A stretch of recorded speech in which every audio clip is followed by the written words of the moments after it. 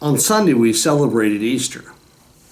And one of the great realities of Easter is that Jesus Christ is risen. He is risen indeed.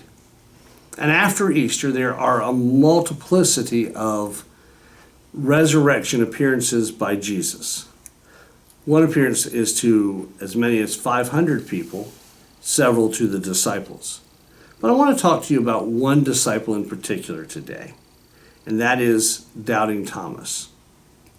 I think Doubting Thomas gets a hard rap.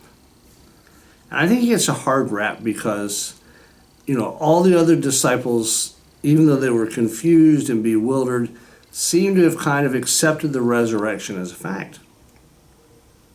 But Thomas wasn't with the other disciples when news of Jesus' return to life came through.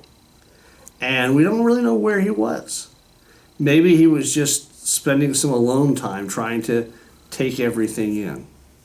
And when he got back and the disciples said, "Thomas, we've seen the Lord," they had already seen the empty tomb. He said, "Unless I see the nail prints in his hands and his feet and the place where the spear entered his side, I will not believe." And a short time after that, Jesus appears to Thomas. And he's with the disciples, and Jesus shows him the prints in his hand and his feet and side, and Thomas bows down and is at Jesus' feet and says, "My Lord and my God." And Jesus says, "Blessed are those who believe and yet have not seen or experienced what Thomas had." We all want evidence, proof. We want facts. And some things can't be lived in that way.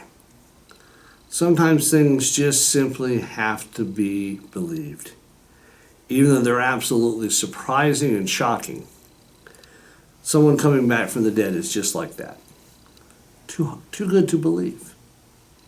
And yet, I will say to you, as a pastor in the United Methodist Church, I have staked my life and my faith upon that reality.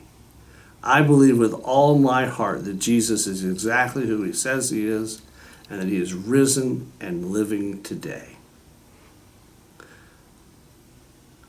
I was going to end this time with you by saying, don't be a doubting Thomas.